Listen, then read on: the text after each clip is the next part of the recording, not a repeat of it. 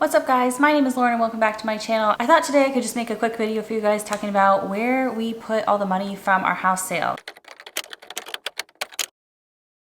So I am not sharing how much we actually sold our house for. We sold it last month, but I'm going to share with you most of the numbers of where we put the money from the house sale. So first of all, right before closing and at closing, when we sold our house, we put money into repairs. I have shared that we put $5,000 into repairs on our home.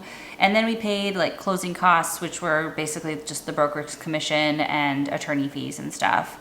And we did buy a few things as part of our debt-free celebration. So I'm not going to share the total of what we spent on that, but it was I don't know, it wasn't that much. We bought a new TV, which you can actually see right here. We spent $1,000 on that TV. We bought new nightstands for my husband and myself, or not new nightstands. We didn't even have nightstands. And we bought a new bed for my toddler and a couple other things. So we did enjoy doing some spending with the closing proceeds.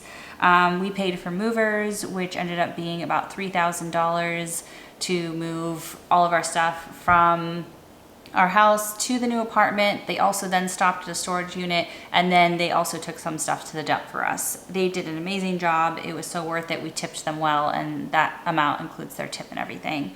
And then finally, we spent a little bit of money on setting up our new place. So when you move into a new apartment, you need a different size trash can and new command hooks for little things here and there and stuff like that. So we spent some miscellaneous spending on setting up the new place. Then we put $2,500 from the sale proceeds into our emergency fund in our checking account. You guys saw that in my May budget closeout that we put money in there. So now in our checking account emergency fund, we have a round number of $10,000. So $10,000 in our emergency fund.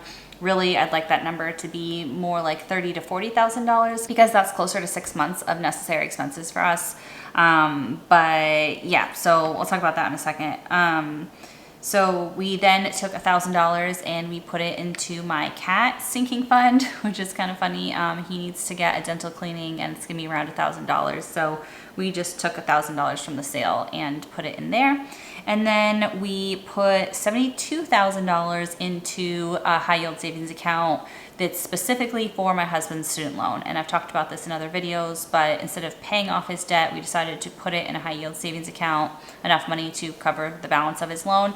And then I set up an auto withdrawal from that savings account to pay his minimum payment every month. And we're just gonna do that for the time being until we're ready to actually pull the trigger and make that payment in full. But because we have enough in a specific savings account that's labeled student loan savings that will not be touched for anything but student loan savings, we are considering ourselves debt free by putting that money in that account, which is super exciting. Next, we put $6,500 to my 2023 Roth IRA. One of my goals for this year was to finish maxing out my 2022 Roth and max out my 2023 Roth. So we had already maxed out my 2022 when we got our tax refund in April.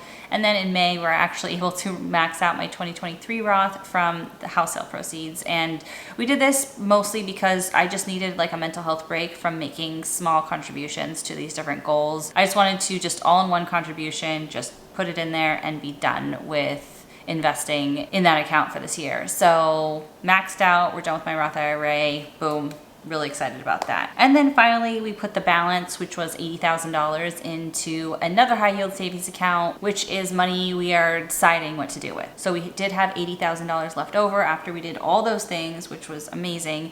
And that can go towards a future down payment on a house, can go towards emergency fund. Basically, those are the two things I'm thinking we'll use it for. I really don't want to touch it for anything else. I know we took money out of that amount to pay for my cat's dental work and then put towards my Roth IRA and stuff like that. But that was just a one-time thing. We don't plan to touch it for investing or those types of things in the future.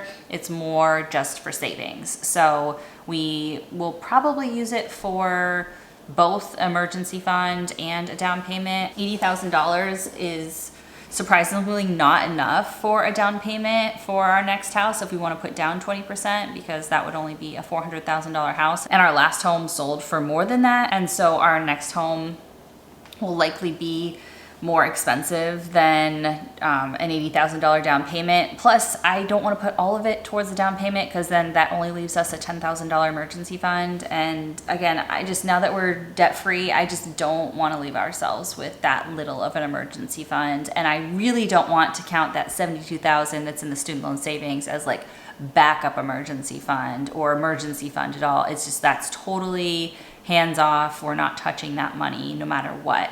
So I'd really like to keep like maybe 25,000 of that 80, maybe 30,000 of that 80 for emergency fund.